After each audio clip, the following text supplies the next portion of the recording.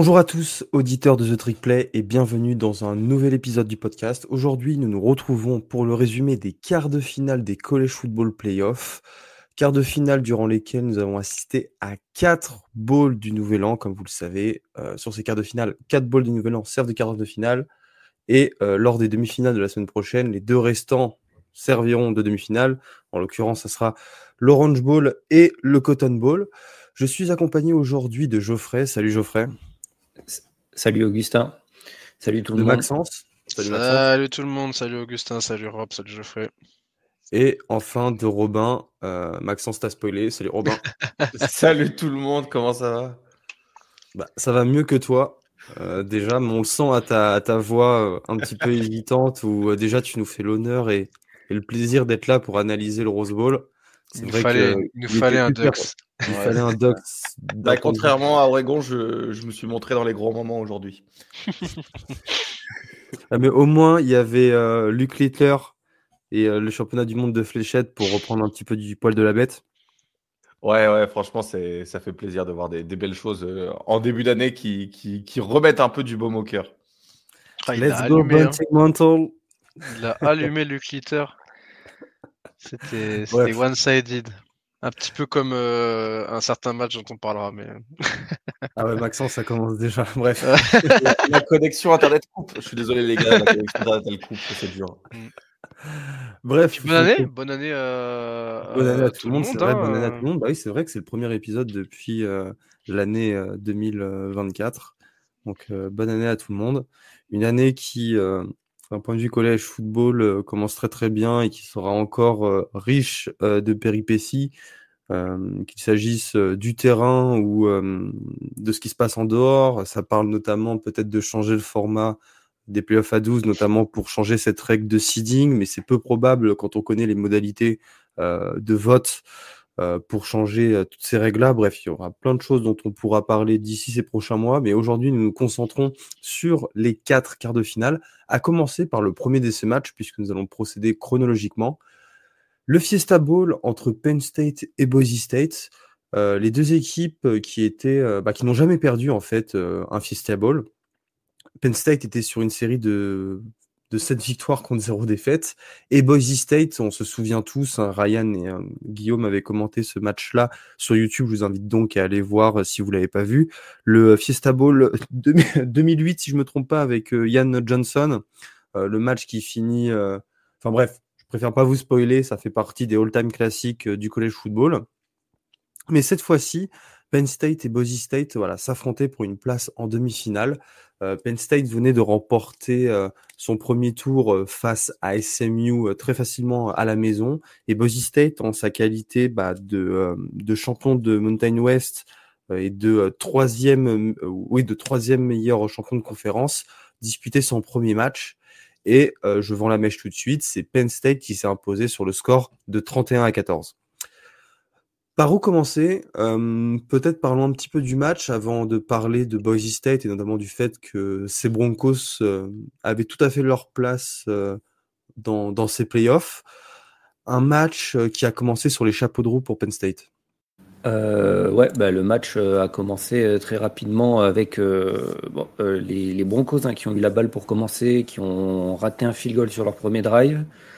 Penn State a répondu par un touchdown, puis un free and out des Broncos et un nouveau touchdown de Penn State. Donc déjà, le match assez rapidement, dès le premier quart-temps, les Nittany Lions se menaient de 14 points avec un jeu à la passe assez efficace qui complétait bien le jeu au sol, et un Tyler Warren qui a fait les bons plays très rapidement. Et sur le début du match, on voyait que les Broncos étaient quand même assez dominés physiquement. Puis ils ont enchaîné en plus suite au deuxième touchdown avec un fumble. Ils ont réussi à en provoquer un autre, mais à nouveau des punts. Et en fait, c'est que dans le second quart-temps que les Broncos ont réussi à enfin marquer leur premier touchdown. Puis ils ont encaissé un nouveau field goal juste avant la mi-temps, ce qui faisait un score de 17-7 à la mi-temps. Et vu la dynamique du match, à ce moment-là, on pouvait se dire que c'était déjà presque cuit. Oui, c'est ce que j'attendais un petit peu comme réponse. En fait, ce qui fait que Penn State, à la fin de cette première mi-temps, met 17-7. Et c'est là que nous avons entrevu une augmentation du niveau, une montée en puissance de Boise State, puisque très rapidement, dans le troisième quart-temps, début de seconde mi-temps, Madux Maxen trouve son receveur Matt Leuter sur une passe de 53 yards. Et le match revient à seulement 3 points d'écart. Alors à ce moment-là, on commence à imaginer une victoire, un match serré tout du moins et un possible upset des Broncos. Mais c'est sans compter sur ce duo Drew Allard, Tyler Warren et quelques fautes des Broncos. Maxence, tu peux nous en parler, hein, notamment un flag tout à fait légitime et aussi un fumble. Le tournant du match, ça a été là, hein, parce qu'il y a eu ce beau touchdown de la hauteur en ouverture de troisième quart-temps. Juste derrière, ça répond bien avec Penn State. Et puis ensuite, Boise State fait un super drive à nouveau. 7 minutes 34, 13 plays. Ils avaient réussi à avancer et ils avaient réussi à marquer un touchdown. Donc Strachan qui réceptionne une passe de Madux dans la end zone, mais malheureusement il y a eu une faute de Schmitz, utilisation illégale des mains, hein, donc sur la O-line, et ça les a tués parce que derrière t'es en 2e et 24 et Madsen qui se fait intercepter en 3e et 25, et à ce moment-là en fait tu passes de revenir à 3 points à redonner la balle à Penn State, et pour là où le momentum aurait pu vraiment tourner pour les Broncos à ce moment-là, il a complètement été perdu. Et puis derrière, il y a encore eu, parce qu'il y a aussi des points ratés au pied pour Boise State, avec 2 field goals. Ils ont raté le deuxième sur leur possession suivante, et puis derrière, le touchdown de Singleton qui tue le match, 58 yards. Un très bon run game aussi de la part de Penn State, Kaytron Allen et Singleton qui sont à 7 yards par portée. Allen est quasiment à 8. Donc voilà, et puis derrière Madsen qui a lancé 2 autres interceptions. Il a dû un peu jouer au héros avec un jeu de passe un peu à outrance, sauf qu'on l'a vu toute la saison, c'est pas sa spécialité. Au-delà de ça, mais tu sais, je t'arrête un peu, mais certes, c'est pas sa spécialité, mais il a pas été catastrophique. À la fin, il a dû jouer au héros, on est d'accord. Voilà, mais il n'a pas été catastrophique. Mais je trouve que le game plan de Penn State était d'arrêter la course, et c'est globalement ce qu'ils ont fait. Mais Madsen a quand même donné un peu d'espoir, alors qu'on se serait dit en début, enfin même en preview, si Madsen il doit lancer la balle, ils vont perdre, ça va être une purge.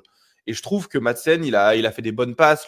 Les schémas de passes, c'était plutôt bon, notamment un touchdown d'une 50aine de yards pour le tight end sur un tight end leak. Franchement, je trouve que il a fait des passes qui étaient précises à certains moments. Les receveurs ont fait les jeux. Certes, à la fin, le match était déjà perdu, donc là, il a fait des petites conneries. Mais sinon, il fait pas un mauvais match, juste sur la fin. Tout passe par lui à la fin, et on a vu durant la saison que c'est pas non plus son exercice favori, et il était attendu. Comme tu dis, après ils ont réussi à stopper le run game, puisque Genty, il fait 104 yards, mais il était à 3,5 yards par portée. Il a fait un bon match, Genty, mais il était attendu par toute la défense de Penn State à chaque fois qu'il touchait la balle. C'était assez terrible. Ouais, et puis la défense de Penn State sur le front seven, ce ne sont pas des rigolos, donc de ce côté-là. Tout ça sans Abdul Carter. Abdul Carter n'a pas joué la deuxième demi. Il était out. On ne sait pas s'il reviendra d'ailleurs pour le match contre Notre-Dame. On n'a pas encore d'infos. A priori, il a mis une story Insta en mode genre il est dans le laboratoire, en mode genre peut-être qu'il est en train de revenir. Après, c'est vrai que si tu te retrouves vraiment face à des joueurs où je crois qu'il était blessé au biceps. Donc c'est ça. Et quand tu es un edge rusher, tu as besoin de ton bras pour passer des mouvements. Enfin, surtout si tu es blessé au biceps, il suffit que tu te prennes un coup dedans. Bon, je pense que ça se soigne avec des injections, mais ouais, c'est une blessure qui est préjudiciable pour Penn State, ça c'est certain.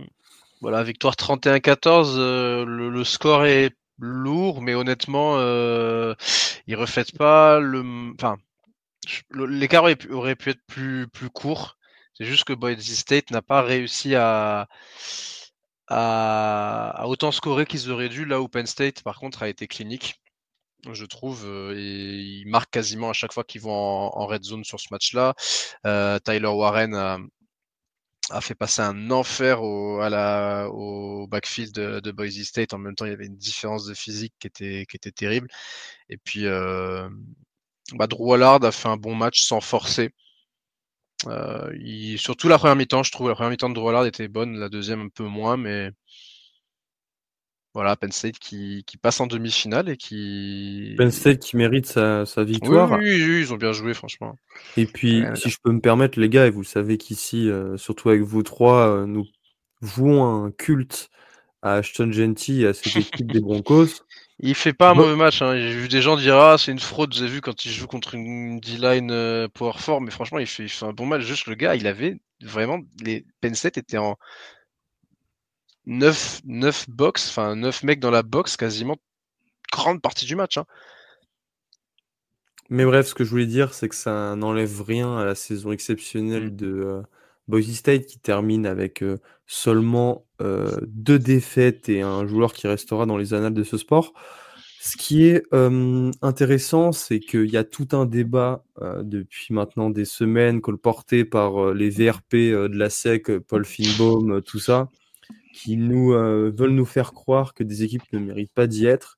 Et je pense que Boise State a prouvé sur ce match-là qu'il méritait d'y être.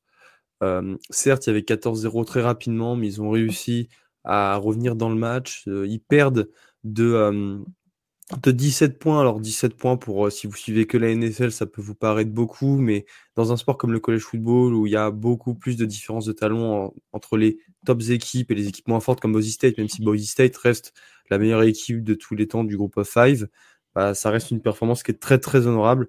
Et il suffit de voir leur parcours cette saison, la défaite seulement de 3 points face à Oregon, après l'enchaînement de victoires, ils doivent être à 11 ou 12 victoires d'affilée, ou allez, 11 victoires d'affilée depuis cette défaite face à Oregon. C'est une équipe qui a vraiment marqué la saison et qui a été en fait un acteur primordial, puisque toutes les semaines, on se demandait ce que faisait Boise State, on se demandait ce que c'est Ashton Genty.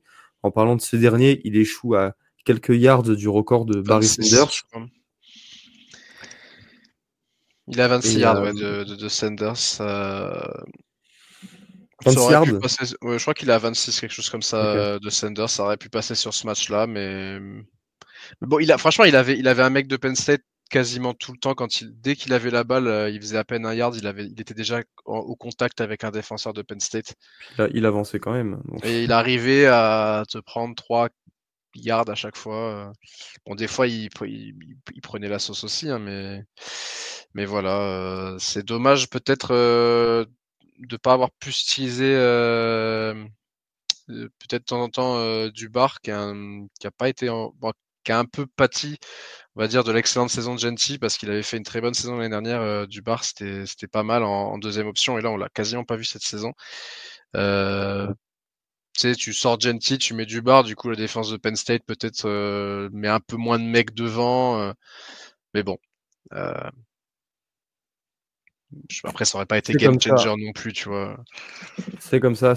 Bravo à Boise State pour sa saison et bravo à Penn State pour sa victoire. Les Nittany Lions qui joueront la semaine prochaine l'Orange Bowl à Miami face à Notre-Dame. D'ailleurs, ils sont déjà à Miami pour se préparer.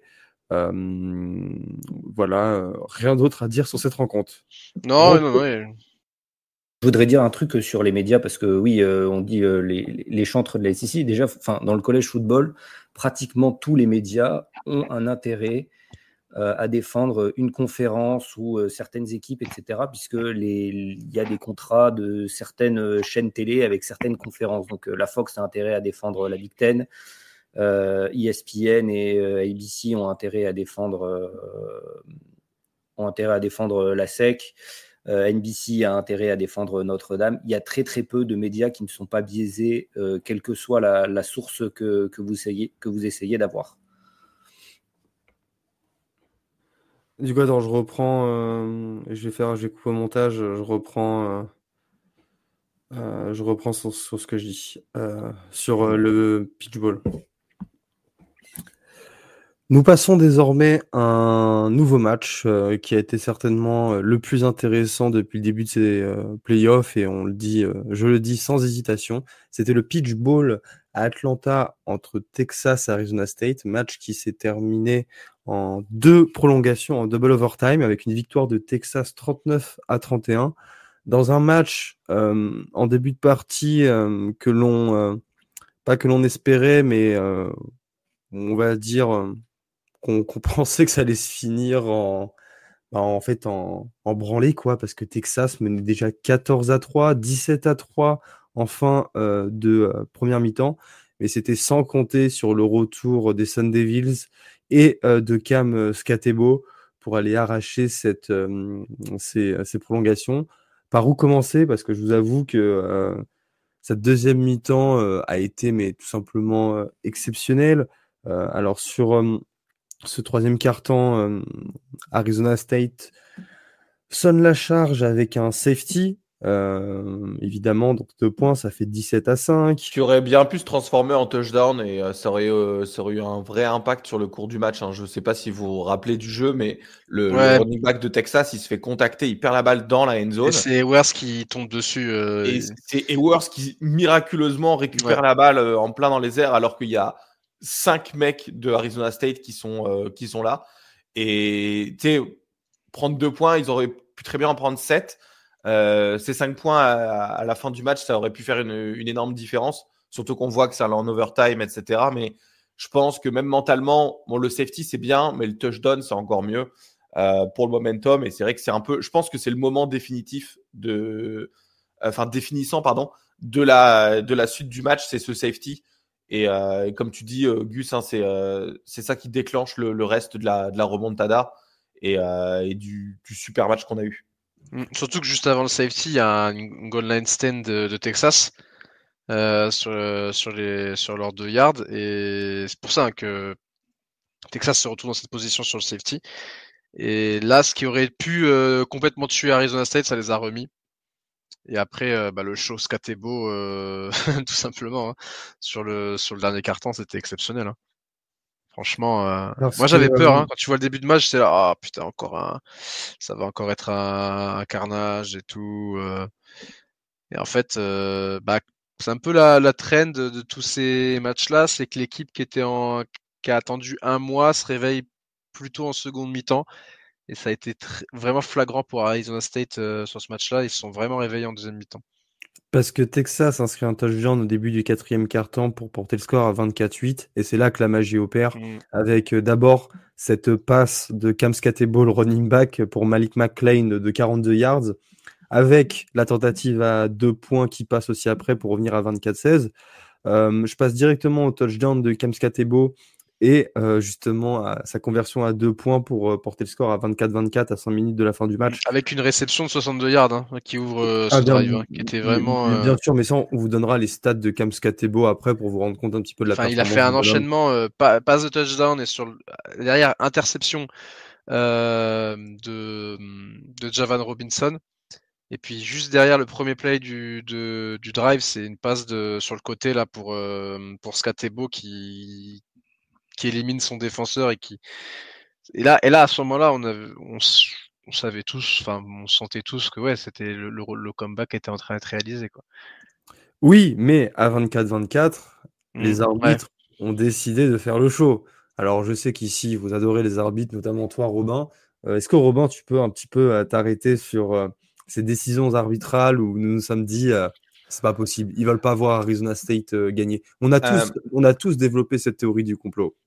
Ouais, c'est ça la vraie théorie du complot. Elle vient parce que c'est un élément majeur qui a été une emphase tout au long de la saison sur un targeting.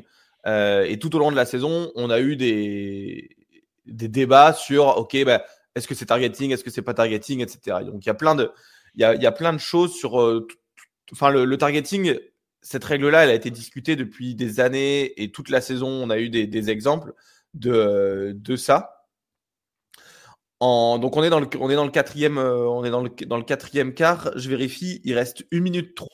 Il y a 1 minute 3 au. Texas vient de louper un field goal. C'est ça. Et Texas vient de louper un field goal. Il reste 1 minute 3 et Arizona State est en train de driver sur le terrain. Ils sont dans leur moitié de terrain, mais ça marche plutôt bien. Et en troisième tentative, on se retrouve avec une passe qui est lancée au milieu du terrain pour un receveur. Et là, j'ai la vidéo en face de moi. Et on a un receveur qui se fait éclater. Hein. On va pas se mentir. Donc, c'est un joueur qui est sans défense, à la fois. Donc, ça, c'est important à retenir. Donc, la balle est lancée. Le joueur arrive à récupérer la balle. Donc, il a le contrôle de la balle. Il fait un pas, il se retourne et au moment de se retourner, il se fait taper par Taffy. Donc, Taffy, c'est le numéro 16 de Texas. Hein, c'est un All-American. Le contact, il est violent et il est surtout casque à casque. Dans la règle du targeting, il y a 2 règles. Soit on tape avec la couronne du casque sur n'importe quelle partie du corps. Et là c'est targeting officiellement. Sauf que là, c'est la deuxième partie de la règle qui rentre en compte, c'est pas la couronne du casque qui a tapé, donc pas le haut du casque, mais c'est la grille. Et en fait, il y a eu un contact du casque du numéro 16 de Texas vers le casque du numéro, il me semble que c'est le numéro 5 du numéro 5 de Arizona State. Et la règle, elle est bien claire que s'il y a un contact clair sur le cou ou la tête du receveur ou du porteur de balle, c'est targeting. Donc, d'un point de vue strictement de la règle, c'est targeting. Si on regarde la règle dans le livre de règles de la NCAA, c'est targeting. Ça a été review, donc on ne peut pas dire que les arbitres l'ont manqué en disant c'est parti dans le feu de l'action. C'est que les arbitres sont allés voir la vidéo. Tu vas voir la vidéo. Tu as un contact casque à casque pour un joueur sans défense. Dans n'importe quel monde, et même les commentateurs, il me semble, le disaient, en disant super, une nouvelle tentative au milieu du terrain pour Arizona State. Et là, ça va bien driver. Résultat, les arbitres disent, après avoir review la vidéo, il n'y a pas targeting. Et c'est ça qui me pose problème, moi, d'un point de vue de fan et de théorie du complot, c'est que c'est Texas qui est avantagé. Texas qui joue en sec, au-delà de ça, mais surtout, c'est la grosse équipe. On connaît dans tous les sports, les grosses équipes, elles sont toujours un peu avantagées. Mais moi, j'ai vraiment eu du mal avec cet appel parce que c'est littéralement la définition de la règle. Il n'y a pas de circonstances atténuantes. Et pourtant, toi, tu as la vidéo et tu le dis pas. Tu dis pas qu'il y a targeting. Dans un moment qui définit le match, et peut-être que Arizona State aurait gagné en temps réglementaire. Avec un petit field goal. Après, on sait que les field goals de Arizona State, c'est pas les meilleurs. Mais voilà, moi, je trouve que c'est trop important pour que les arbitres, avec la vidéo, décident d'influencer le match de cette manière-là. Je me rappelle pas, ils se déjugent ou pas? Non, en fait, ils n'avaient pas annoncé targeting. Non, ils collent pas. Il n'y a pas de flag sur l'action. En fait, il n'y a pas de flag sur l'action. C'est ils sont appelés à la vidéo par la régie, en gros. Tu peux faire challenge à ce moment-là du match. Tu peux pas challenge, mais en fait, je crois que tu peux pas challenge les targeting, c'est oui. Donc, ils vont review le contact. Certes, il n'y a pas de flag au début. Donc, ils sont techniquement pas déjugés. Mais ça prouve. Enfin, il y a quand même targeting. Il n'est pas aussi textbook que tu dis, le targeting. Sur la vidéo, c'est quand même très difficile de dire que le contact, il a été initié à casque contre casque. Pratiquement en même temps, il y a l'épaule qui touche le reste du corps du mec de Arizona State. S'il avait été jugé targeting sur le terrain et que derrière, il y avait eu la review, il n'aurait probablement pas été overturn. Là, c'était juste que c'était... Parce qu'en fait, pour overturn un call, il faut qu'il y ait une évidence claire que c'était le mauvais call. Et sur cette partie-là, c'était très, très difficile de déterminer est-ce que c'est le casque qui a été initié au niveau de la tête ou est-ce qu'il y a eu d'abord les épaules qui se sont touchées. Pour moi, c'est le seul truc qui fait qu'il n'y avait pas targeting. Je pense aussi qu'il y avait targeting, mais c'est la seule chose qui peut faire que le call n'ait pas été overturn. Ouais, non, mais en fait, la règle, ça dit qu'il faut qu'il y ait un contact à partir du moment où il y a un contact sur la tête ou sur la zone du cou ou de la tête, c'est targeting.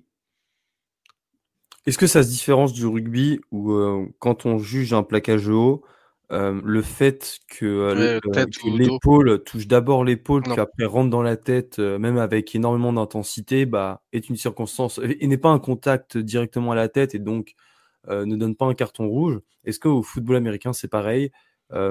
Si le casque touche d'abord l'épaule, puis après va dans la tête, on peut siffler targeting.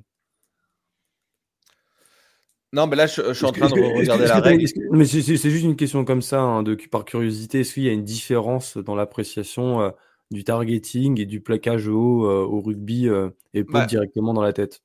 oui, il y a une différence évidemment sur le jugement de l'arbitre t'as un peu de enfin tu sais, cette partie d'intention de dire bah en fait toi t'as baissé ton épaule mais le gars est tombé devant toi donc il y a eu casque à casque. Les gens ils vont dire ah bah ok bah c'est pas de chance tu vois les arbitres. Mais là en fait tu vois le joueur Tafi il a pas de en fait, il y a aucun pied enfin, il est en train il lance tout son corps vers le haut. En fait, il fait un contact qui est pas parallèle au sol, tu vois. Il fait un contact vers le haut. Et c'est ça qui me pose problème, c'est que je me dis, oui, je vois bien des circonstances atténuantes de l'épaule, elle a touché en même temps que le casque, mais ça reste que le casque a touché le casque ailleurs et que. D'ailleurs, je crois qu'il touche. D'ailleurs, dès le début, j'ai pas l'impression qu'il y a un épaule casque sur le. Bah, c'est épaule casque en même temps. Ouais, ah oui, c'est, mais il touche en même temps, il y a pas vrai. Et puis ouais, il fait pas l'effort de se baisser. Comme tu dis, ouais, il va vraiment vers le haut sur Stovall, le receveur d'Arizona State. Et c'est vrai que après, comme dit Geoffrey, peut-être que le fait qu'ils appellent pas le flag sur le terrain, ça influence derrière la review et ce qu'ils cherchent sur la review. Regarde, je vais te lire l'article 4 sur le targeting. L'article 4, ça dit qu'aucun joueur ne doit cibler et entrer en contact forcé avec la tête ou la région du cou d'un adversaire sans défense à l'aide de son casque, de l'avant-bras, de la main, du poing, du coude ou de l'épaule. Donc, c'est que même s'il y a un contact de l'épaule dans la région du cou, bah, c'est quand même faute. Ouais. Et elle dit cette faute nécessite qu'il y ait au moins un indicateur de ciblage. Donc, le ciblage signifie qu'un joueur vise un adversaire dans le but de le heurter avec un contact forcé qui dépasse les actions d'un plaquage légal. C'est-à-dire un joueur qui s'élance, qui n'a pas les appuis au sol, mais là sur la vidéo, il a les pieds au sol, donc on ne peut pas le mettre. Mais une position accroupie suivie d'un mouvement descendant vers l'avant, donc là il ne l'a pas. Mais il a le mener avec le casque, l'épaule, l'avant-bras, le poing, le coude ou la main pour attaquer avec un contact forcé à la tête. Et ça, il a, dans cet article 4, il y a cette raison de cet indicateur de ciblage qui est d'avoir mené avec le casque ou l'épaule dans la région du cou ou de la tête. Quoi qu'il en soit, le targeting n'a pas été sifflé, le match est parti en prolongation. Sur cette prolongation, Arizona State inscrit les premiers points, 31-24. Et ensuite, 4e et 13, et Quinn Ewers trouve Matthew Golden, le transfert de Houston, sur une passe de 28 yards. Le coverage. À ce moment-là, je me suis dit, oh putain, ils vont le faire à Arizona State, mais action, je pense, mythique pour les fans de Texas. Ils s'en souviendront longtemps parce qu'aller chercher une passe de 28 yards sur une 4e et 13, alors que si la passe est incomplète, le match est fini, quoi. C'est Arizona State qui va en demi-finale affronter Ohio State. Et au final, Texas y arrive. On passe forcément en deuxième overtime et Texas a le ballon pour commencer. Passe pour Gunnar-Helm de 25 yards avec une conversion à 2 points réussie. Arizona State, après, n'arrivera pas à faire aussi bien. Victoire des Longhorns, 39-31. Pour 25 yards. Et après, l'interception sur les vites. Il va chercher sur le côté là et le corner qui prend le meilleur sur le receveur. C'est vrai que c'est dommage cette 4e et 13 et je crois que ça, je sais plus qui c'est qui l'avait, mais le coverage était vraiment pas bon. Les deux safeties sont un peu trop avancés et le receveur se retrouve derrière eux en fait au moment de la passe. Donc Ewers n'a plus qu'à lober les safeties et à ce moment-là, tu sais, c'est les pourcentages de victoire qui passent de quasiment 90% à qui chutent d'un coup pour Arizona State après cette action-là et ils sont pas passés loin franchement.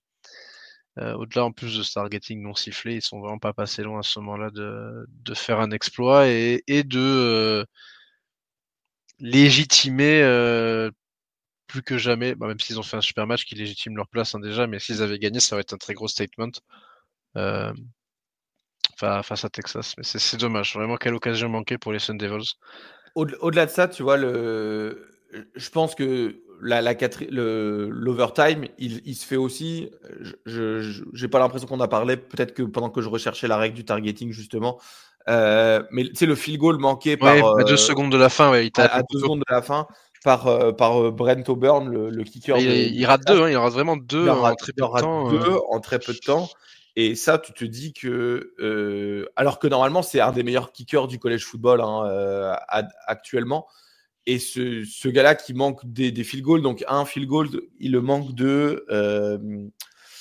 C'est un field goal de 38 yards. 38 yards, normalement, je crois qu'il était à 41 sur 43 à l'intérieur des 40 yards. Donc tu te dis que c'est vraiment c'est vraiment un jeu qui définit le match parce que quoi qu'il arrive, il n'y aurait peut-être pas eu l'overtime, il n'y aurait pas eu la 4e tentative, etc. Moi, je vois 3 explications. La première, le stress. La deuxième, le tunnel que Sarkisian lui a mis. Et la troisième, notre français directeur des équipements à Arizona State qui a envoyé ses ramasseuses de balles. Oui, c'est vrai.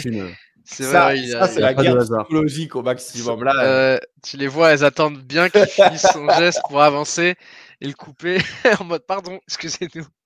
Non, mais vous pensez que ce genre de truc, ça peut être je sais préparé? Je sais pas, non. Pour des kickers. Les gars, est-ce que vous vous rappelez du match de Tottenham où Tottenham et il avait aussi fait avec Chelsea où Mourinho demande le ballon très rapidement à un ramasseur de balles. Le ramasseur de balles le donne.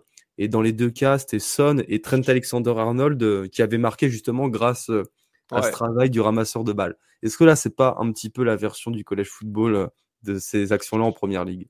Ouais, parce que c'est vrai que il y a un impact sur quelqu'un qui n'est pas sur le terrain réellement. Ouais. Mais tu sais, en fait, moi, je pense plus que c'est l'aspect psychologique parce que l'action avec Tottenham, c'est juste une action pour fluidifier le jeu et pas laisser la défense se replacer. Là, c'est vraiment une action de je suis rentré dans ta tête. En fait, parce que les kickers, ils sont très, très superstitieux.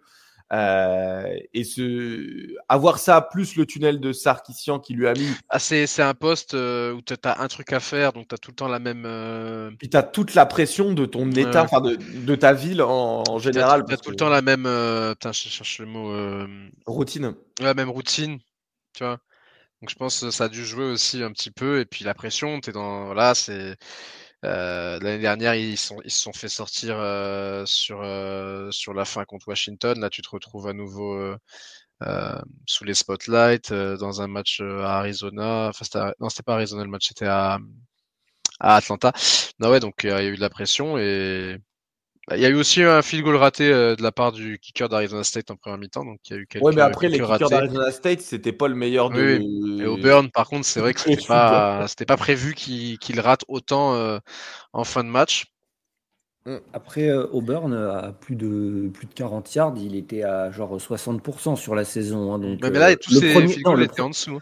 Le premier qui rate, il a un peu plus de 40 yards. Le deuxième, il est à 38 yards. Mais voilà, en gros, il est très précis sur les distances courtes, mais dès que la distance s'allonge, il est déjà beaucoup moins précis. Donc, c'est la première interrogation que l'on se pose pour Texas, la fragilité de leur kicker Brett Auburn. Il y en a une deuxième quand même, c'est leur attaque, où mettre 24 points au terme, de la saison régulière, non, au terme des 4 quarts-temps réguliers, voilà, si on peut le dire comme ça, face à la pire défense des playoffs. Arizona State, statistiquement, était la pire défense de ces playoffs. Moi, ça me pose quelques questions quand même. Je suis complètement d'accord avec toi. C'était la raison, c'est ce qu'on disait depuis le début des playoffs. Très grosse défense. Et l'attaque... vas-y, Geoffrey, mais ça s'est confirmé, quoi. Ils ont été incapables de mettre en place un jeu au sol pendant tout le match. Leur course la plus longue, c'est une course de 7 yards. Et 53 yards au total. Contre Et 214 pour Arizona State. Je complète ton propos, Geoffrey, excuse-moi. Ouais, ouais. 375 yards, 322 à la passe et 53 à la course, alors qu'Arizona State, face à la défense réputée de Texas quand même, 510 yards, 296 yards à la passe et 214 yards à la course. Il y a une différence quand même. Mhm. Et Quinn Ewers qui a lancé une interception. Il y a aussi eu des ballons, franchement, qui sont pas loin de... Il a lancé une interception au moment où Arizona State, en plus, commençait à reprendre le momentum. Après, il y a encore eu un ou deux ballons qui sont vraiment pas passés loin, de l'interception. Il joue avec le feu par moment, hein, Quinn Ewers, clairement. Et ça tournera pas en sa faveur à chaque fois.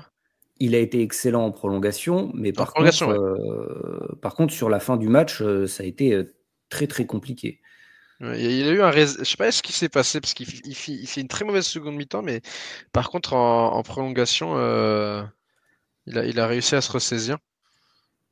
Mais par contre le jeu de course c'est inquiétant, hein, parce que seulement 53 yards et comme tu dis leur meilleur play à la course a été une course de 7 yards face à une D-line d'Arizona State qui n'était pas non plus réputée comme étant la plus infranchissable du pays. Et quand tu sais l'identité de leur adversaire dans une semaine, et ça va être dur. Hein. Après, le jeu de course, Texas, ils avaient vraiment éclaté Clemson à la course. Hein. En fait, je pense que ça a beaucoup joué sur le plan de match. Et le plan de match, ils se sont dit qu'ils avaient plus de chance à la passe. Ou je ne sais pas ce qu'ils se sont dit, mais c'est vrai qu'ils ont pas très bien couru. Mais ils ont couru 30 fois quand même. Ils font 53 yards dans 30 courses. C'est qu'ils ont essayé de courir quand même. C'est juste qu'ils n'ont pas réussi à le mettre en place.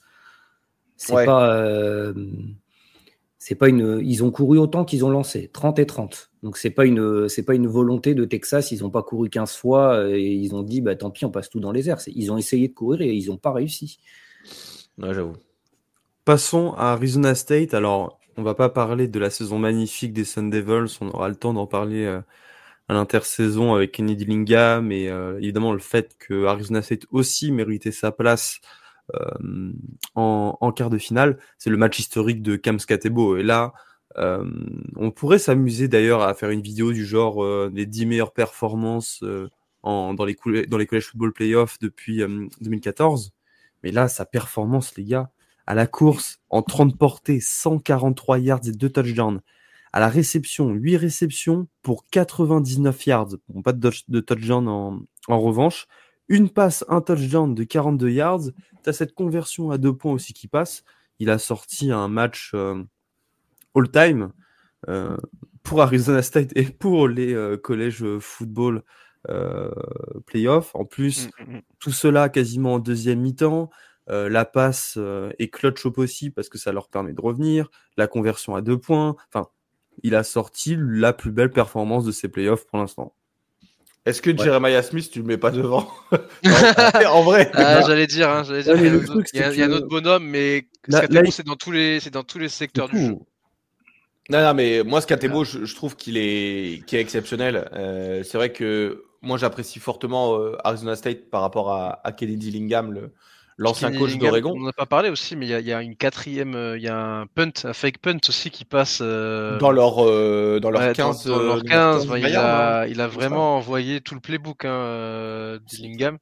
Ah oui, on peut pas dire qu'il y a aucun regret, mais Skatebo, là, il se retrouve, je pense, parmi, comme Gus le dit, parmi les plus grandes performances de tous les temps en play-off.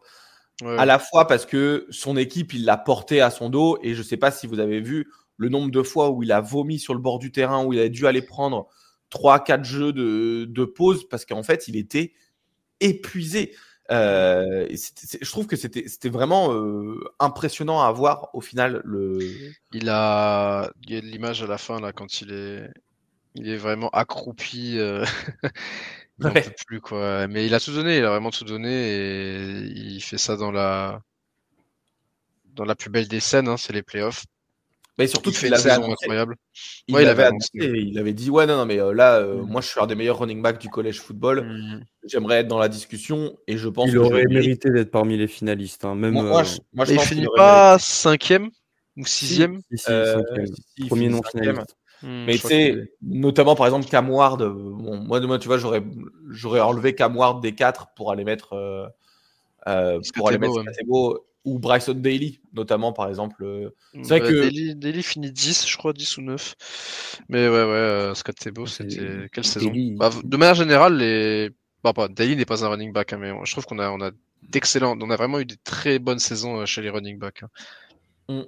Et c'est vrai que Skatebo, je sais pas ce que vous en avez pensé, mais en fait, j'ai l'impression que à chaque fois qu'il était sur le terrain, tu sais, même au-delà, en fait, c'est ça, il se passe un truc. Et même d'un point de vue prise de la défense, donc la défense, quand des fois Skatebo il allait faire un tracé, toute la défense allait se mettait en mode ah ok, il est parti de ce côté-là. Et que Texas, ils ont eu vraiment peur de Skatebo. Et Skatebo, il a répondu présent. Et aussi un leadership assez incroyable de se dire, quand il est sur le terrain, en fait, tout le monde joue mieux autour de lui, où il se dépense plus. Il y a vraiment quelque chose qui s'est passé avec Skatebo cette année. Sam Leavitt également. Hein, Sam Leavitt, c'est un redshirt freshman. Mais voilà, je trouve qu'il y a quelque chose qui se passe dans ce programme d'Arizona State à travers à la fois l'arrivée de Kenny Dillingham, mais aussi comment est-ce que les joueurs se comportent et la dynamique sur laquelle ils sont. Certes, Skatebo s'en va à la draft, mais il a fait une saison incroyable. C'est très très bien que ça arrive maintenant pour Arizona State parce que les Sun Devils étaient dans une période un petit peu compliquée où il y avait une remise en cause du programme de football au sein du département athlétique. Ça parlait de baisser les deniers, de baisser le budget pour l'équipe. Où il y avait même des déclarations du directeur athlétique où il disait que il n'était pas certain qu'Arizona State prenne la vague de ce nouveau collège football avec la NIL, tout ça. Donc c'est très très bien. T'as le voisin qui fait une saison de fou l'année dernière. Non mais c'est très bien que ça arrive maintenant. Puis t'avais la controverse autour de Jalen Daniels quand il part avec les joueurs d'Arizona State qui dit de toute façon c'est une sale merde, il est pas bon et tout machin. Et puis finalement le mec il devient Eastman à LSU. Ils ont pas passé des bonnes années ces derniers temps et là j'espère que ça va pas être un coup dans l'eau quoi. J'espère que ça va continuer, mais j'ai l'impression qu'ils ont le coach pour. Texas affrontera à l'occasion du Cotton Bowl Ohio State. Ohio State, équipe dont nous allons parler maintenant. Je suis désolé Robin, les Buckeyes se sont imposés 41-21 au Rose Bowl dans l'enceinte, la rencontre la plus iconique du college football. On le répète tous les ans maintenant. Ça doit devenir une évidence pour tout le monde. Victoire 41-21. Je vous avoue que je suis un petit peu déconcerté devant mon téléphone et le score, les statistiques, parce que c'est un résultat auquel on ne s'attendait pas beaucoup. Certes, on voyait que Ohio State avait fait une très très grosse performance face à Tennessee la semaine précédente, mais de là à battre Oregon, de cette manière, Oregon qui était sur un bilan de 13 victoires pour 0 défaite, qui était l'équipe numéro 1 du pays depuis une dizaine de semaines, avec des matchs de haute facture à chaque fois. Le fait qu'il y ait 34-8 dès la fin de la première mi-temps, c'est déconcertant et je sais même pas par où commencer, donc je vais me délester de cette responsabilité et vous la refourguer sur vos épaules. Ouais. Super coucher de soleil, franchement. Non, mais le match, mais le coucher de soleil, superbe. Magnifique, ouais. Puis en plus, on n'a pas vu le début du match parce qu'il s'est lancé avant que le match d'avant se termine. Donc sur Bein, vous avez pas vu le début du match. Mais sur ESPN 2, il était là. Sur Bein, d'ailleurs, sur Bein, on n'a pas vu la fin de Arizona State Texas. Il y a eu un problème sur. Ouais, ils ont perdu le feed. Ouais. Dommage quand même. On n'a pas vu l'interception et j'ai rien compris. Moi, j'étais là, mais putain. Tout. Mais vas-y, Rob, raconte-nous un peu comment tu. Écoute, très belle localisation, très beau stade. les chaises, elles sont confortables, peut-être. Non, pas du tout. Ça a l'air d'être un vieux stade, par contre, vraiment. Mais il a plus de 100 ans, le Rose Bowl. Ouais, mais j'ai vu dans le genre, il n'a pas été rénové depuis longtemps. Tu le sens, quoi. Ouais. Il est dans son jus, comme on dit. C'est un classique qui n'a pas eu lieu sur le terrain parce que il y a qu'une seule équipe qui a vraiment dominé, c'est Ohio State. Et c'est triste à dire en tant que fan d'Oregon et avec toute la bonne volonté que Dan Lanning a mis, et je pense que ils sont quand même préparés, ils ont eu du temps entre les deux matchs, etc. Ça, on en parlera, je suppose, plus tard. Mais qu'est-ce qu'on peut faire contre Jeremiah Smith? Est-ce que ce gars-là n'est pas le meilleur joueur du college football pour les 3 prochaines années à venir, enfin les 2 prochaines années à venir? C'est probable. Est-ce qu'il y a une solution pour arrêter ce mec-là? Il y a 7 réceptions, 187 yards, 2 touchdowns.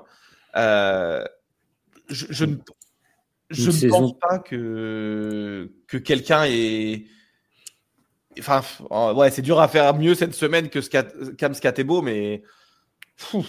Une saison true freshman à 1200 yards et 14 touchdowns.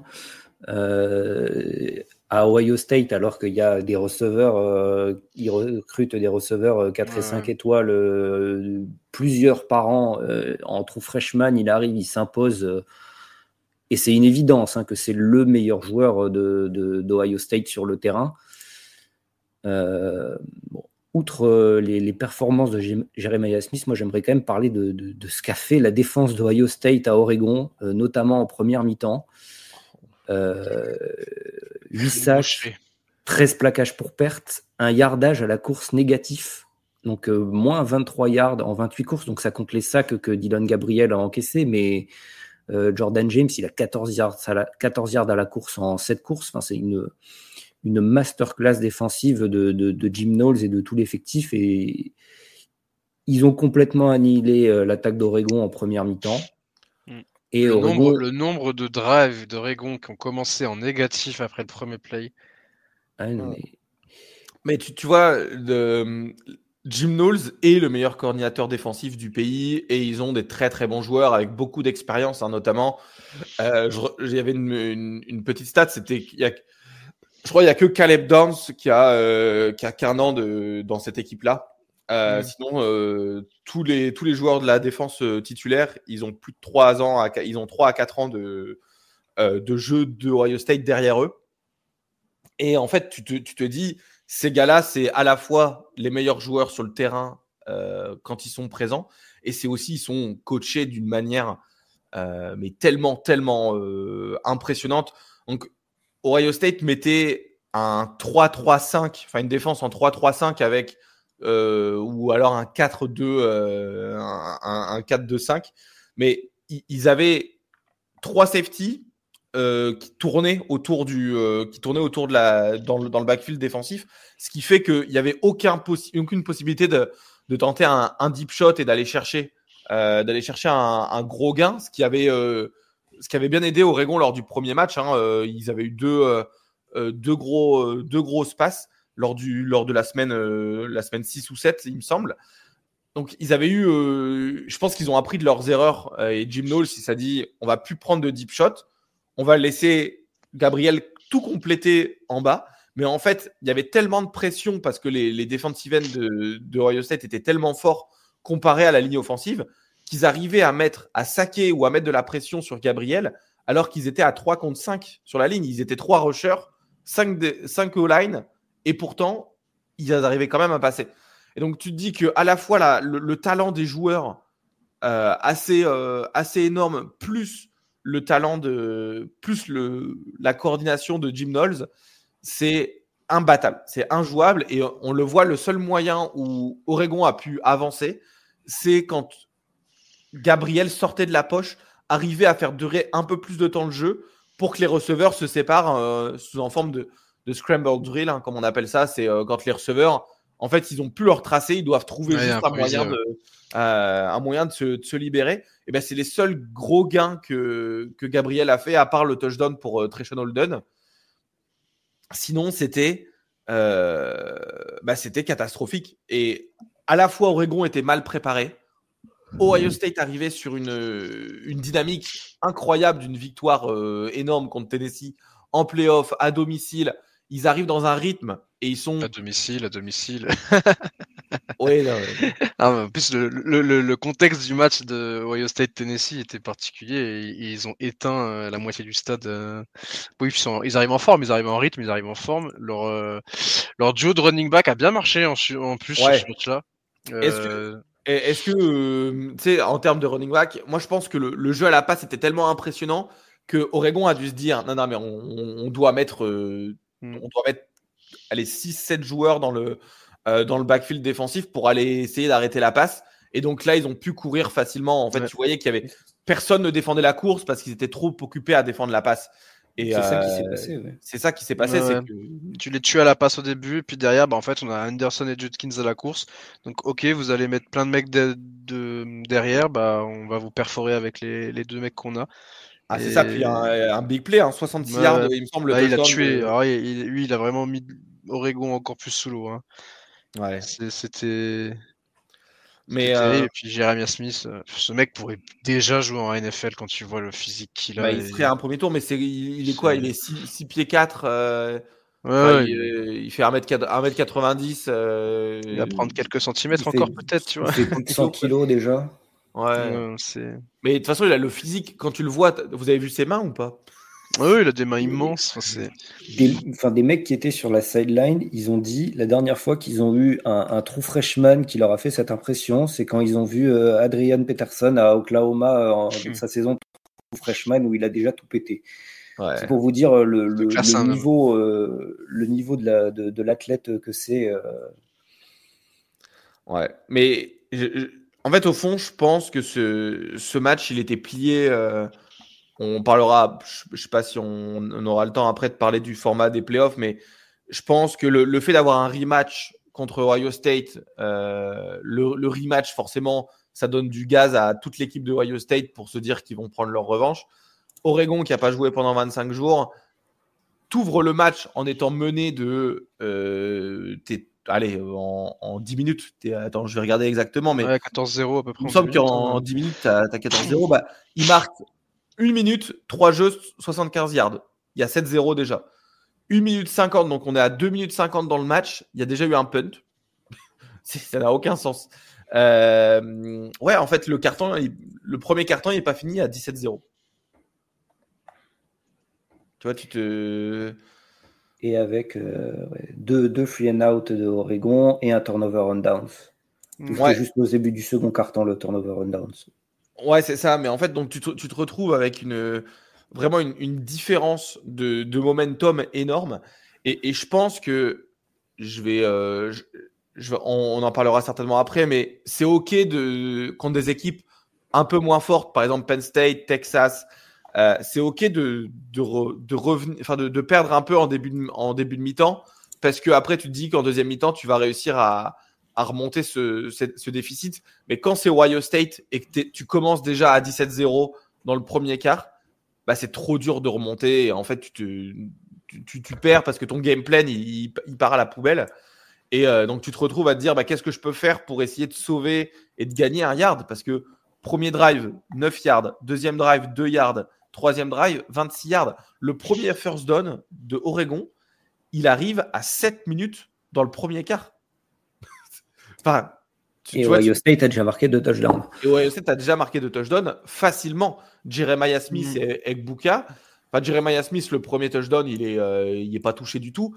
Et Egbuka, son touchdown avec Will Howard qui fait une balle, elle est super précise. Je pense que c'était trop dur pour Oregon. Et s'ils avaient mieux commencé, il y avait eu un match.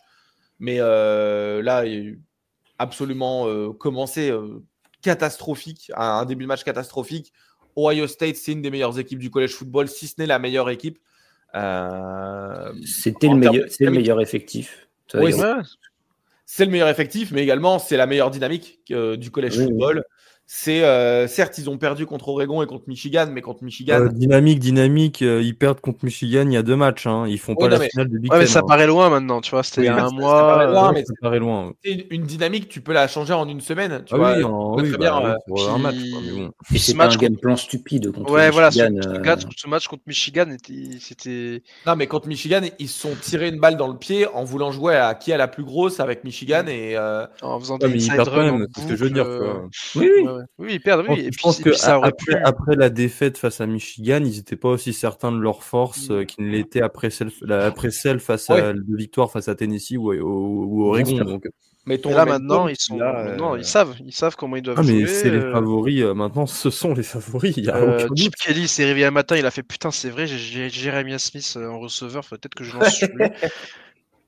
Mais de toute façon, première mi-temps, hein, c'est vrai, première mi-temps, 161 yards en première mi-temps. Je sais pas si on se rend compte.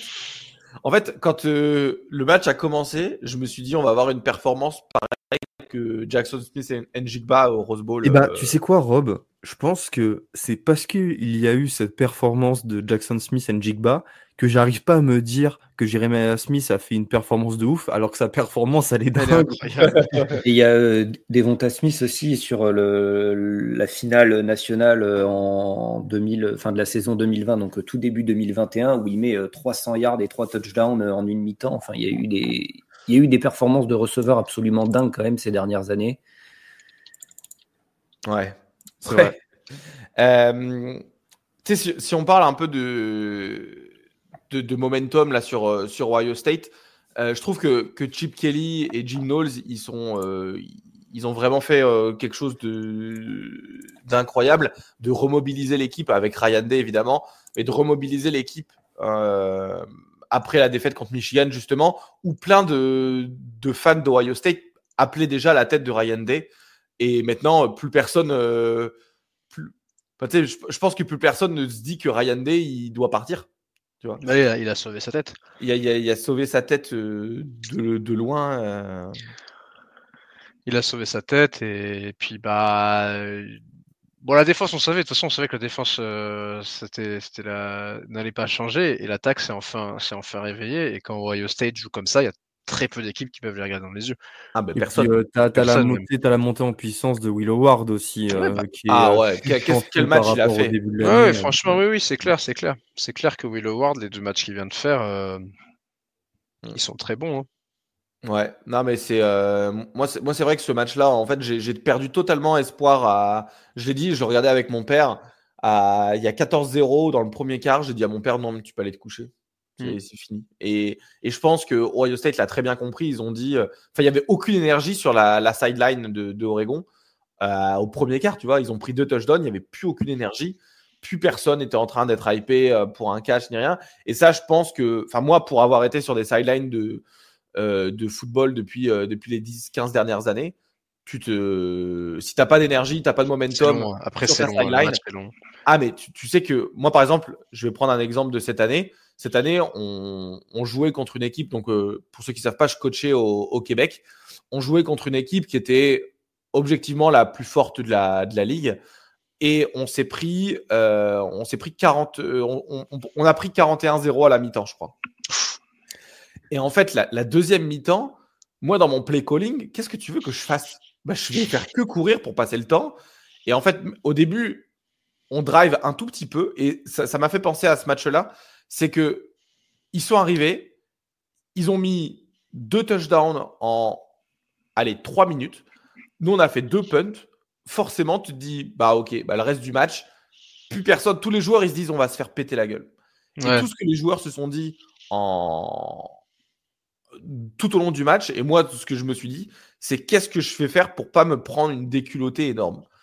Et on a perdu 53-7, quelque chose comme ça, un truc.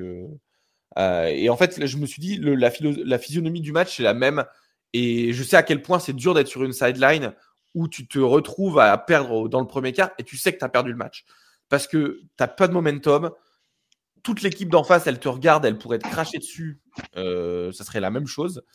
Et en fait, tu te retrouves avec pas de momentum parce que tu n'as pas joué depuis 25 jours. Pas de momentum dans le match en général.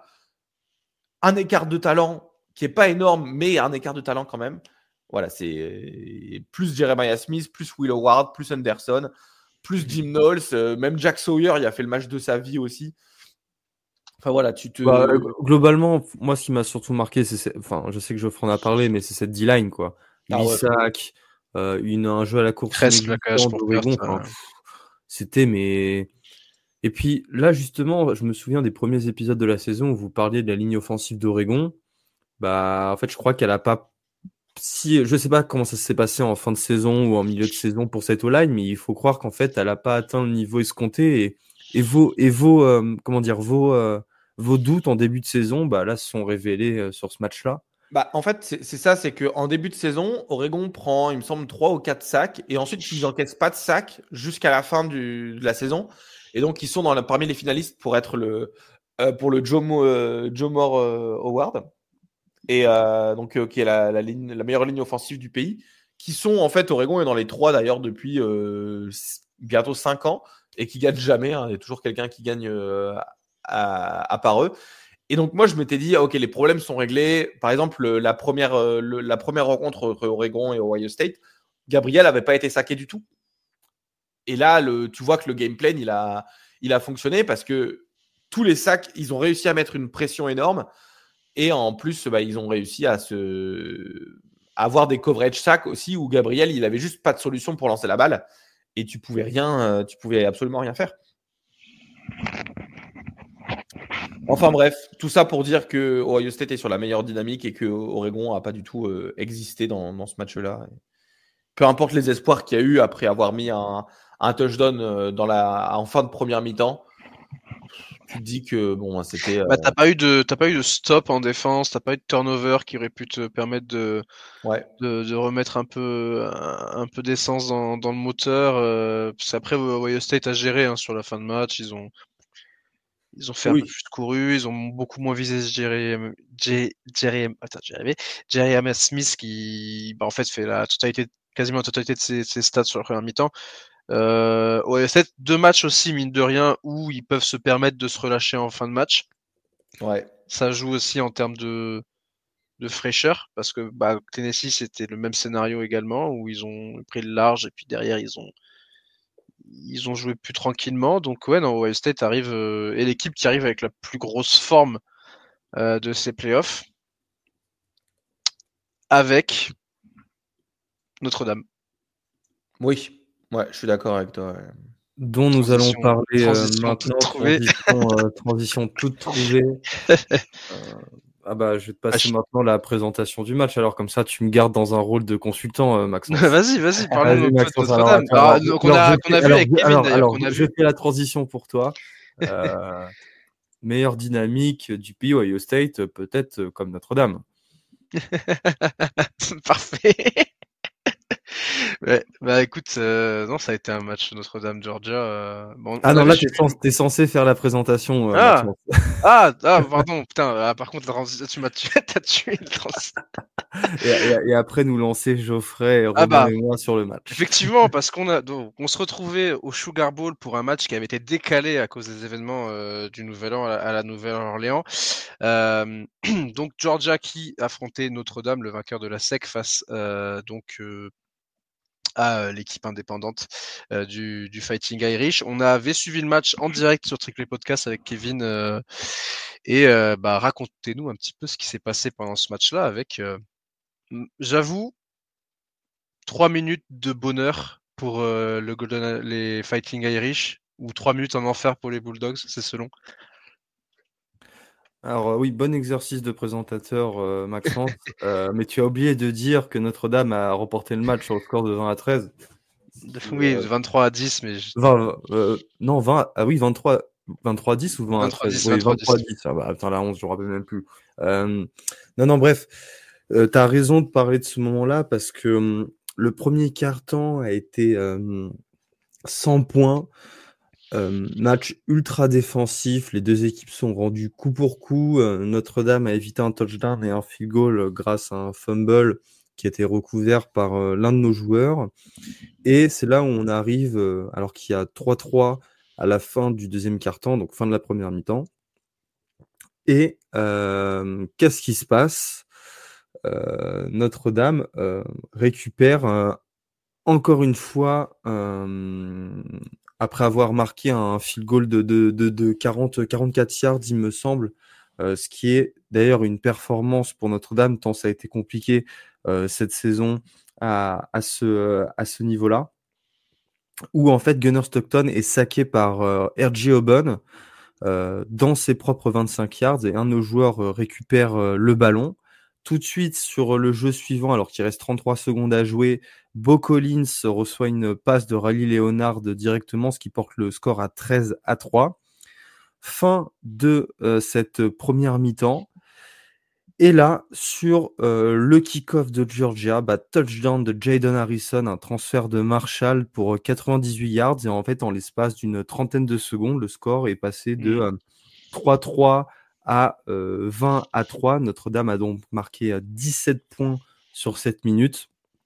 Et Notre-Dame ne se réussira tout au long de la seconde mi-temps à conserver cet écart, même si Georgia a inscrit un touchdown par l'intermédiaire de Cash Jones pour revenir à 20-10, avec un quatrième quart-temps, à mon sens, qui mérite que nous nous penchions un petit peu plus dessus. Alors évidemment, il y a un autre field goal de 47 yards qui a été inscrit pour porter le score à 23-10, mais surtout, ce qui a été marquant, c'est un petit peu toute la dramaturgie sur ce dernier quart-temps où Georgia, notamment sur une 4e et 13, ne complète pas une passe, mais Notre-Dame commet une DPI, qui à mon sens était plutôt bien appelé par les arbitres, même si Il n'y a pas eu trop de scandale sur celle-là. Il n'y a pas de scandale du tout, même si moi j'aurais totalement accepté évidemment qu'il ne siffle pas, parce que la balle est underthrown et on sait que parfois on a trop tendance peut-être à récompenser ce genre d'action, mais dans ce cas-là c'était très bien joué. Notre-Dame a de nouveau une chance en 4e et 5 d'empêcher de provoquer un turnover and downs et réussi. Et à partir de ce moment-là, 9 minutes 25 à jouer et Notre-Dame doit faire tourner l'horloge pour remporter le match, et c'est ce que Notre-Dame arrivera à faire au terme d'une action qui a beaucoup tourné sur les réseaux, la 4e et 1, où en fait Notre-Dame est en formation de punt dans ses 16 yards, et d'un coup on voit les joueurs, l'unité, courir vers la sideline pour être remplacés par l'offense, ce qui provoque chez Georgia un mouvement de panique et donc un false start qui nous redonne le first down naturellement parce que nous étions en 4e et 1. Et à partir de ce moment-là, le first down trouvé à chaque fois, avec notamment une course, je pense vous en rappelez, de Riley Leonard en 3e et 7, où il prend sur le flanc de vitesse les linebackers de Georgia, fait un salto et passe la ligne. Bref, on leur rend le ballon à 1 minute 49 de la fin de la rencontre, et enfin Gunnar Stockton se fait saquer pour la 4e fois du match, et c'est rideau, le match est terminé. Notre-Dame remporte le Sugar Bowl. Alors je vais donner quand même quelques statistiques qui à mon sens sont importantes, et après je vais vous laisser en parler, peut-être analyser le match. C'est une victoire très importante parce que c'est la première victoire en bowl majeur pour Notre-Dame depuis 1993. Ça faisait partie un petit peu comme Oregon avec les titres nationaux du running gag que l'on doit subir maintenant depuis 31 ans. On était sur 0 victoire pour 11 défaites. Donc de ce côté-là, c'est très très important. C'est la première fois depuis 8 ans que Georgia perd face à une équipe qui n'est pas de SEC. Et je crois que ça fait depuis 3 ans, Georgia avait seulement perdu face à Alabama. Et on compte évidemment Ole Miss cette saison. C'est la 12e victoire d'affilée pour Notre-Dame, meilleur streak du pays. 8e victoire d'affilée contre des équipes classées, dont 6 en 2024. Et 9e victoire d'affilée de plus de 10 points, ce qui permet à Notre-Dame de se qualifier pour l'Orange Bowl face à Penn State. J'ai donné les statistiques que je voulais donner. Maintenant, pour éviter que ce monologue ne dure trop longtemps, je vais donner la parole à l'un d'entre vous pour si vous avez quelque chose à dire, et je pense que vous avez des choses à dire, comment Notre-Dame a réussi à obtenir cette victoire. Je pense que cela est une bonne question. Je pense qu'ils ont tout simplement dominé le temps. Je trouve qu'ils ont dominé le match. Faudrait que je regarde la stat de la possession, mais attends, je vérifie ça, c'est ça. Donc ils ont possédé la balle 32 minutes presque contre 28 pour Georgia, et je pense que ça joue beaucoup.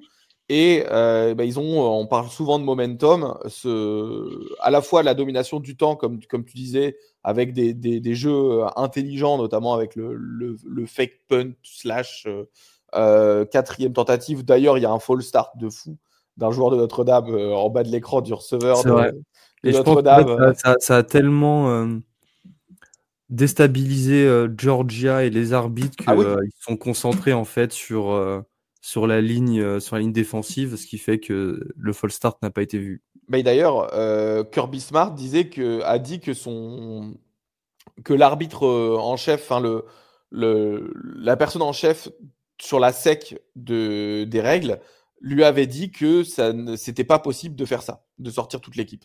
Mais Et justement, tu sais en pourquoi c'est fait, possible? c'est possible parce que le snapper était pas set. Il Exact. n'était pas en place. Euh, mais Kirby Smart le savait même pas non plus, tu vois, alors que c'est censé être un des coachs avec le plus d'expérience du collège football. Mais au-delà du temps de possession, c'est ce stretch de 5 minutes, de 7 minutes entre la fin de la première mi-temps et le début de la deuxième qui fait gagner Notre-Dame.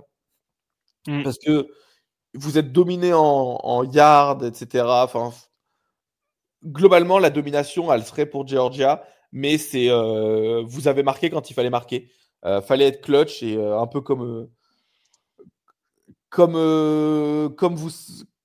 beaucoup de bonnes équipes savent faire, c'est que quand il faut être clutch au moment, au moment opportun, il faut l'être. Et vous avez réussi à prendre les devants au score avant la mi-temps, puis revenir et de mettre un énorme coup à Georgia sur un kick-off return. Tu te dis, ah ok, je reviens avec des bonnes intentions parce que tu es mené 13-3 à la première mi-temps et tu te prends un 20-3 juste parce que en 15 secondes, hein, en 15 secondes de return de kick-off, tu es déjà mené alors que tu t'étais dit que tu allais revenir avec des bonnes intentions. C'est très compliqué après d'y aller, de chercher quelque chose d'important, je trouve, en termes de momentum. Donc voilà, une victoire qui, je pense, est méritée, à la fois parce que vous avez montré des belles choses, mais à la fois parce que vous avez mieux coaché et que vous avez pris les first down au moment clé. Ray Leonard, il a pris ce qu'il fallait quand il fallait, hein, mine de rien. Quand il convertit des troisièmes tentatives, des quatrièmes tentatives, enfin, pas des quatrièmes, pardon. Quand il convertit des troisièmes tentatives avec ses jambes, et c'est ça qui fait que ça convertit bien et que derrière, tu passes le score et tu gardes la possession. Ça a été le plan de jeu de se concentrer sur les quarterbacks design run, parce qu'on savait que c'était la faiblesse de Georgia. En témoigne le match face à Georgia Tech où Haynes Kings leur avait fait beaucoup de mal. Et par exemple, sur l'attaque au sol qui finit à 165 yards, donc à 4,6 yards par portée, il a obtenu 6 first down, dont 3 sur first down. Notamment une grosse course, c'est sur ce type de jeu qu'on a réussi à faire la différence, parce que nos running backs, Jeremiah Love qui était encore blessé, qui est sorti très tôt dans le match, n'a pas pu terminer la partie. Donc on s'est concentré sur Riley Leonard et ça a réussi, et ça fait partie des raisons du succès.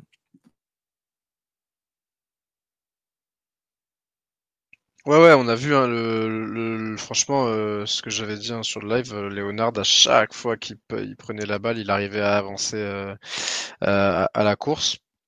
Et ouais, tout s'est joué hein, comme on le disait. Quand je dis vraiment 3 minutes de bonheur, c'était ça. Hein. Le field goal suivi du fumble. Il y a aussi un moment important dans le match, ça a été le fumble que vous forcez dans votre red zone durant le premier quart-temps. Celui-là aussi, il est très important. Parce que Georgia fait un très très long drive qui se conclut par un fumble.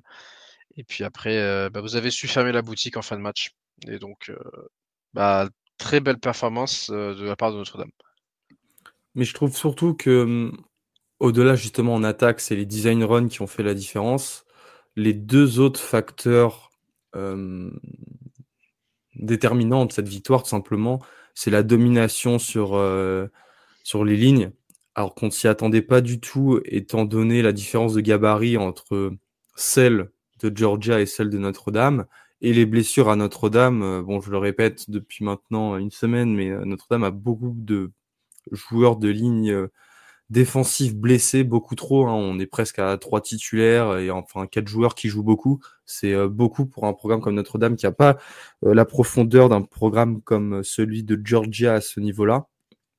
Et quand tu vois l'attaque au sol, bon, avec ses 165 yards, et la défense au sol, où Georgia a seulement couru pour 5 first down avec 4 yards par portée, hein, en ajustant les sacs évidemment, Notre-Dame a complètement dominé la line of scrimmage. Et d'ailleurs, il y a eu 4 sacs aussi, donc 2 forced fumbles, 2 turnovers on downs.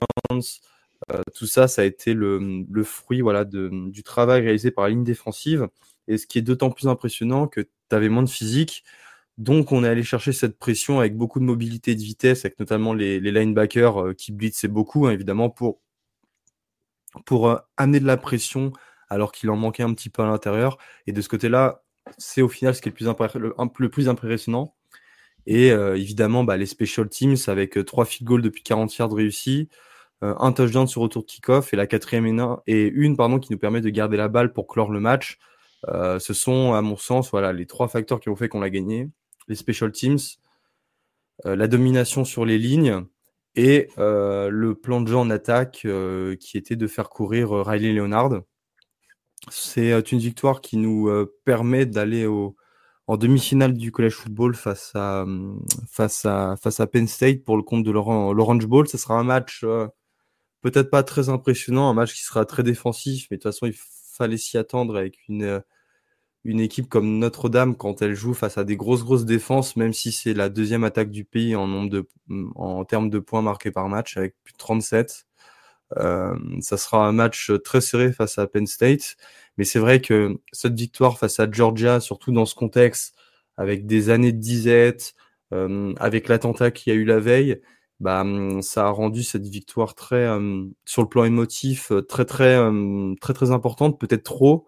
Il y a beaucoup d'influx qui a été lâché, je trouve, et il faudra voir comment ça se passera la semaine prochaine, dans la nuit de jeudi à vendredi à Miami.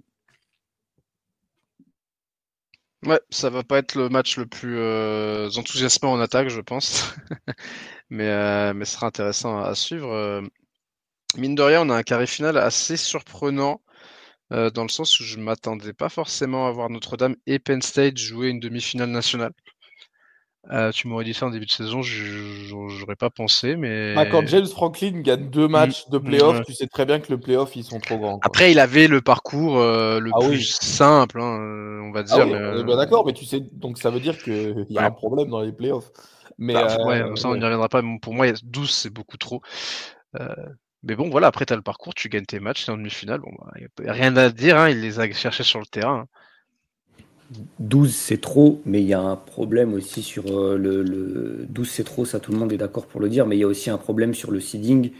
Ça, c'est un autre débat pour un autre moment, mais le côté du tableau d'Oregon, Ohio State et le côté du tableau de Penn State, il y a c'est complètement disproportionné et c'est un problème pour comment les playoffs se déroulent, parce qu'au final, Oregon, qui aurait mérité d'avoir le côté de l'arbre le plus facile, en étant à 13-0 sortie de la saison régulière, ils se retrouvaient du côté du tableau où ils allaient devoir jouer donc contre Ohio State au Rose Bowl qu'ils ont perdu, mais s'ils gagnaient, ils se retrouvaient à jouer contre Texas, qui était la meilleure équipe c'était l'équipe classée numéro 5, hein, donc qui n'avait pas eu de bye week, alors que c'était l'équipe numéro 1 du pays. Et que derrière, Penn State a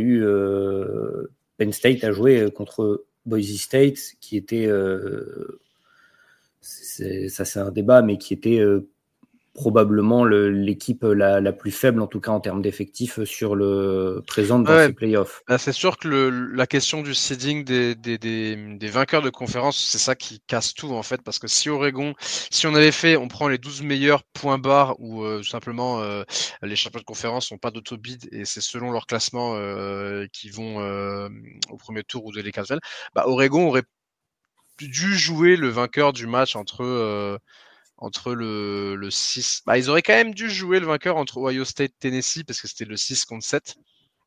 Ou alors peut-être peut-être. Attends, je me perds un peu.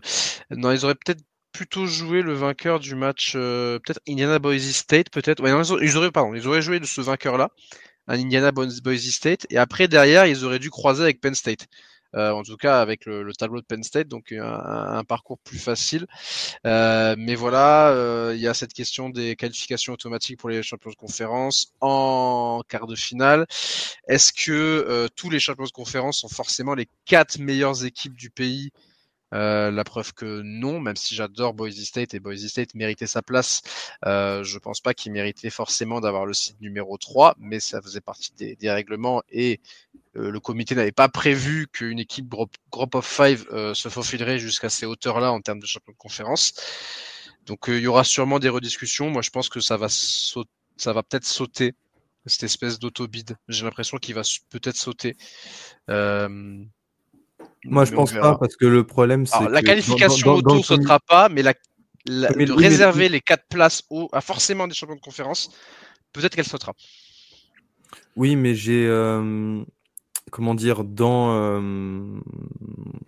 il faut l'unanimité au sein du comité des playoffs pour pouvoir.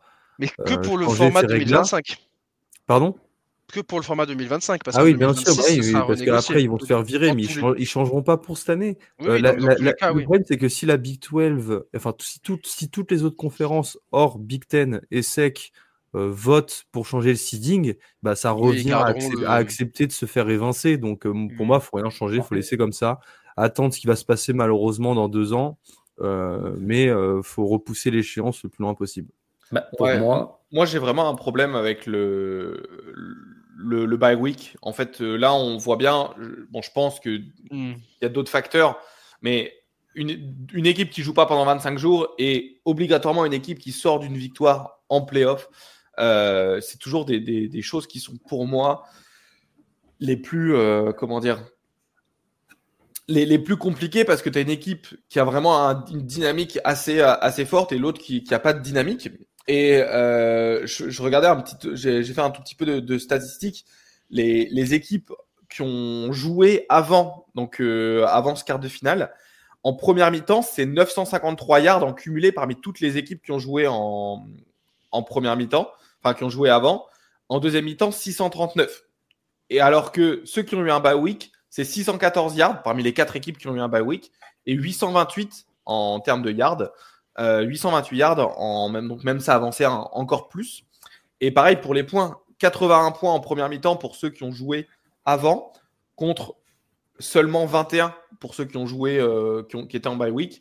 Et ensuite, ça s'inverse. En deuxième mi-temps, 38 points pour ceux qui ont joué avant, contre 49 pour ceux qui étaient en bye week. Donc tu vois que certes, les joueurs, ils sont plus frais, mais en fait, ils n'ont pas de dynamique. Donc la première mi-temps, elle biaise totalement le reste.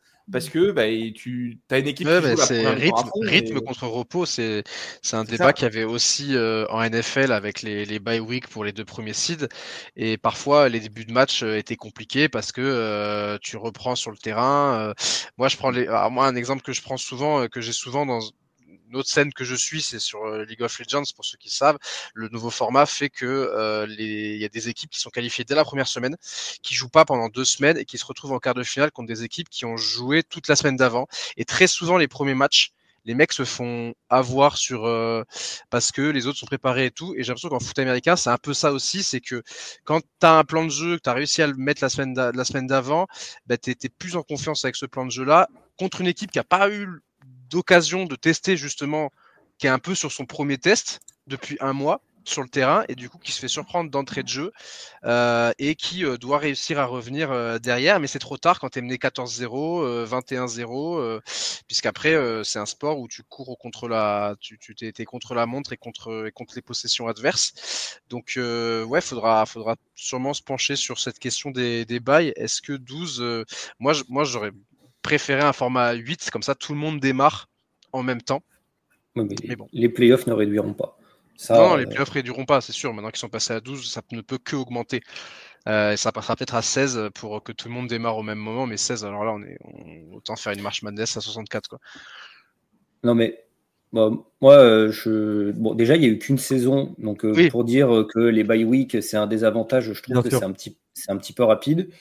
Ensuite, pareil pour les stats de yards, etc., elles sont biaisées parce que, par exemple, Ohio State, Oregon, c'était un blowout et Oregon a fait pratiquement tous ses yards à la passe en seconde mi-temps quand Ohio State a juste couru pour faire tourner l'horloge. Et il y a plein de matchs où il y a le scénario qui fait aussi que c'est comme ça que les choses se font. Après, moi je pense de toute façon il y a un problème avec le format. Juste pour revenir, Gus, tu disais que ça ne peut pas changer en 2025. Le truc, c'est que si la Big Ten et la SEC veulent que ça change pour l'année prochaine, peut-être que pour moi la seule possibilité que ça change, c'est qu'il y a un package qui soit négocié avec des années supplémentaires pour les années supplémentaires et du coup la SEC et la Big Ten feraient des concessions pour ces années-là suivantes pour permettre à plus de monde de... Donc en gros, ça voudrait dire que tu acceptes de te faire manger, mais dans un peu plus longtemps, quoi.